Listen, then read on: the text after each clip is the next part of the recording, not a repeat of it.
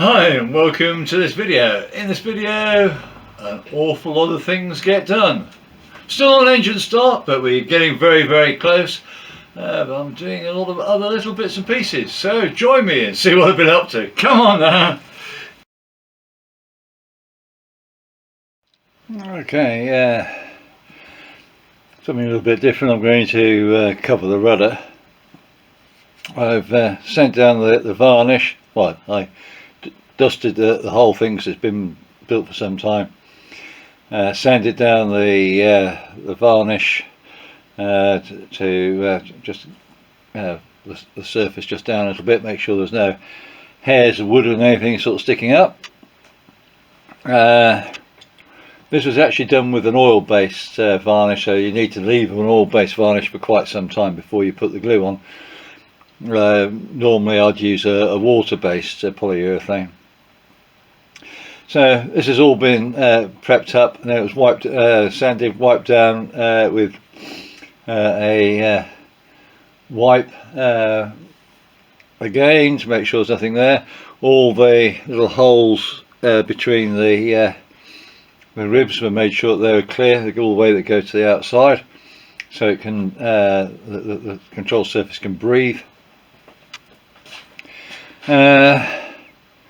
So there we are, ready to go. So my starting, I'm just going to do a small amount on the area down here, put a piece of covering down there, and a little bit of covering in this top corner up here, so that when I put the main covering on and I cut it, those bits of wood are covered with covering.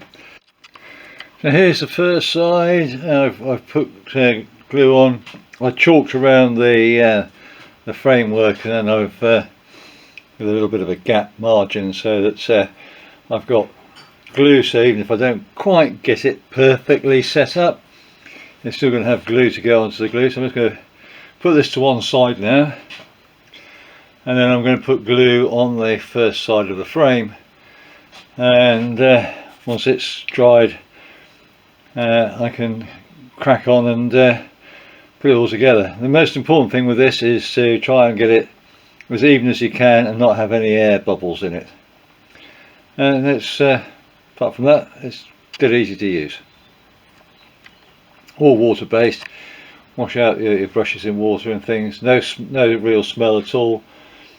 That's probably the biggest benefit of everything. This is the Oratex covering system, just brilliant like that.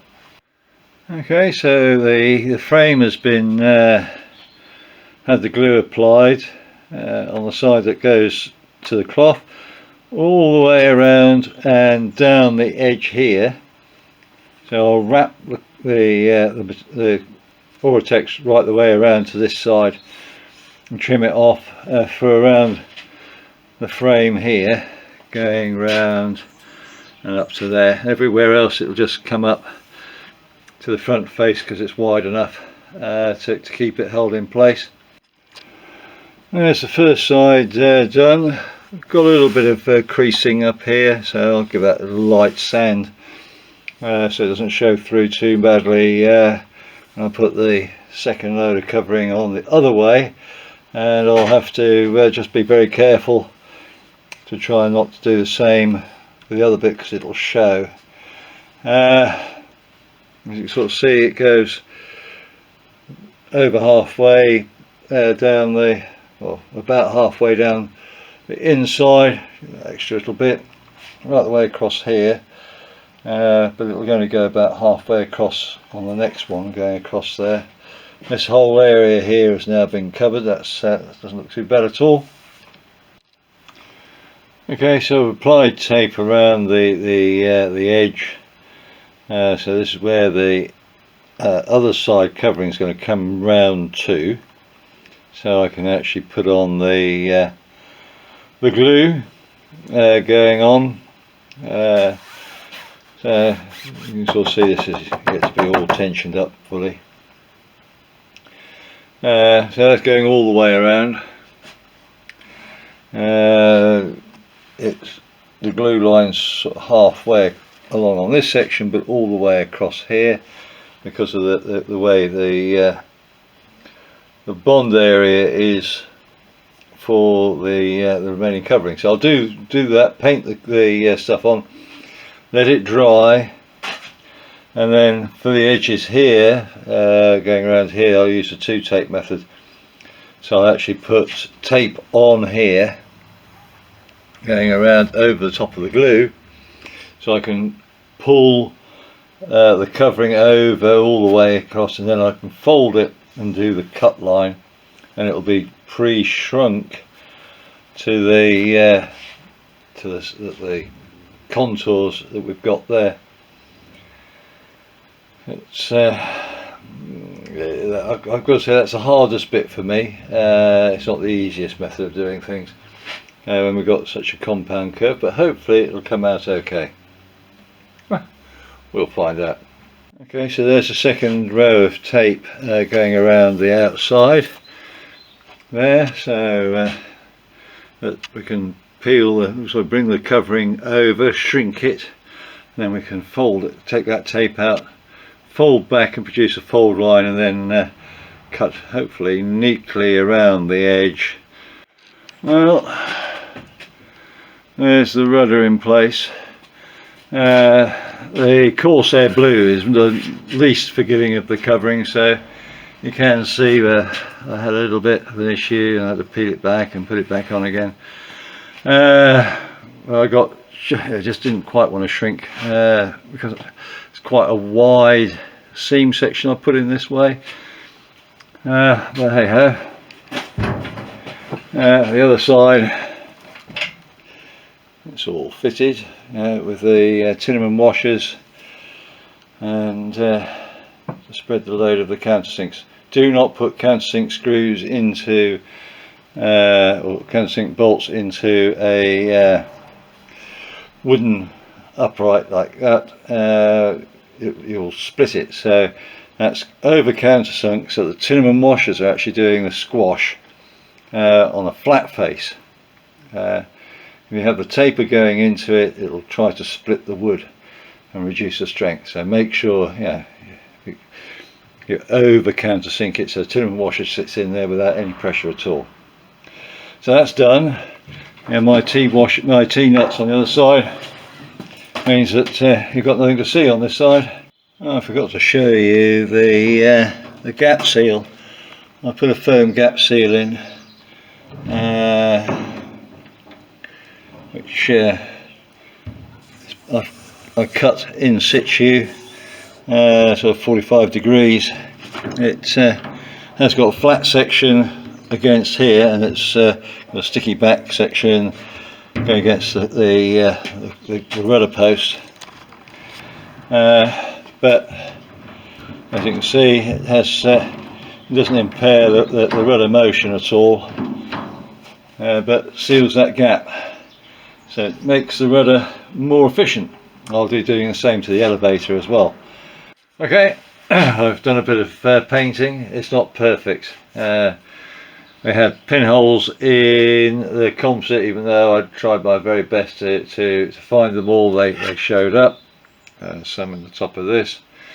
I used my spray booth, so that bit out there, with a mask on because it's 2K paint.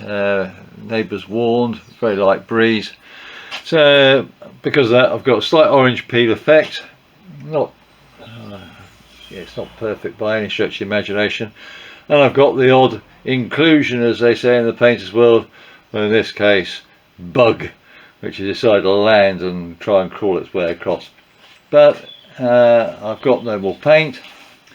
I don't want to add any more weight. I don't want to sand it anymore. I had a couple of sags down the sides, not too bad, in places where it won't really show too much, I hope. I've got to do a little bit of trimming and fit in some fasteners to these caps here, and then these will be held on with countersunk screws and the Tinnerman washers. So this oil drain here has got to be trimmed up a little bit, more it pokes down too far. There we go. Oh, I had somebody talking to me about problems with siphoning causing problems for fuel tanks. So if the fuel surged, it goes down my downpipe, the siphon could actually produce enough, well, it would produce enough vacuum to cause a fuel feed issue to the injector carburetor down the bottom, which is very true. My system is not a perfect seal. This bit up here, I don't know if you can see that, has got enough wiggle room that you wouldn't be able to get a siphon going. It is just going to draw the fuel about 2 fluid ounces is about all it would get, I suppose, if that, out of the top of the filler neck. So there we go. I thought I'd just give you that piece of information. I must give this a bit of a dust. So things are slightly reorganised, and I can now do a bit of work on the cowl, putting the grill on. I've got some of the bits out and ready. These sections here need to be dressed as they needed to be for the little covers.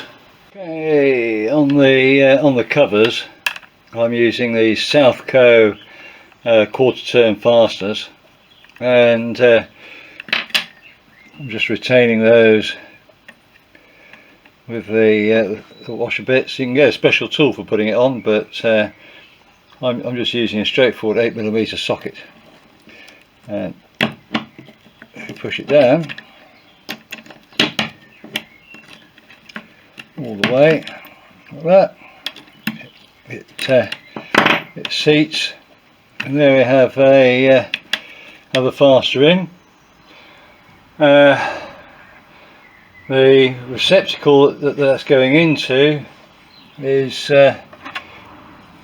one of these, which is floating. So because it's floating, to make sure everything works out properly, these holes here are drilled out 6.5mm, just slightly over quarter, and the holes in here are drilled out 7.5 so it can float. And because these are centered by the edge of everything, and it springs in, so they hold tight. And then I've just used a cable straight connector crimp, drilled and riveted on with a 2.4mm 332 rivet, and the other end will be mounted on one of the rivets that hold these in position, so that they don't fall off. When you're doing servicing and stuff like that, they'll just dangle on the end of the bit of lead. There we go. Simplicity, but we'll keep it going that way. Well, there they are in position. They don't look too bad. And I've painted on with a paint pen. I don't know how well it's going to last. We'll find out. Might have to paint it with a fine brush at some point. What in the Air Force we call witness marks in the RAF. They show where the locked position is for quarter turn fasteners. So I've just put those on just to make sure that I lock them up correctly. I think I might just write on, or get a little sticker to stick on there to sort of say oil fill and oil level. I can get that, hopefully persuade my boss at work to cut those out for me. I think that would look quite nice, having little stencil letters on there, just so we know which is which. Little finishing touches. But the upper cowl's done. The grill is on the lower cowl, so we're getting closer. All I've got to do now is I've got to put the anchor nuts around the edges of this cowl section, and I'll put the whole lot onto the aircraft so I can just trim that pipe, that last little bit, to make sure everything all fits nice and snug, and so you have a look at what the cowl looks like finished on the aeroplane. Putting the anchor nuts on to the lower cowl section, what I've done is I've put a screw in back to front through the floating anchor nut, glued the floating section central, as best as I could, and drilled through one hole.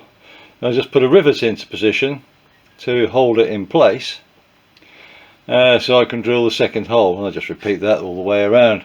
Okay, well, there's the cowl fitted with the tenon washers, screws in place. There's the cover on. Oh, and yeah, I managed to scratch that. Hey ho, I'm going to paint to touch it up, and you can't really touch up silver anyway. But hopefully, with the oil dip going across there and things like that, it might hide that a little bit. I must admit, it does look like it should have sort of googly eyes on there, just to be yeah, sort of like a mouth here, a nose, and then the two sort of googly eyes would probably suit it, wouldn't it? Anyway, yeah, so we've got the cowl in position. We've got all the clearances going around everywhere, so hopefully it should work quite nicely. Well, thanks to my boss, so we've got oil level and the oil fill stickers on the covers, so we know what we're checking. So we're not doing badly there at all. I think that'll do me for this week. I don't think I'm going to get much else done. Well, it's coming together a little bit more. We've got a rudder covered and we've got a cowl sorted out. Hopefully we'll get bolts coming up at some point, so we can put the propeller on. Well, we'll see what happens, won't we? So keep yourself fit and well, and hopefully you'll join me in the next video. Bye now. Thank you for watching. If you enjoyed the video, please hit the thumbs up. You can subscribe or even hit the little bell notification for future videos. Any comments would be appreciated, and I'll try to get back to you as soon as I can. Remember, go fly and feel the sky.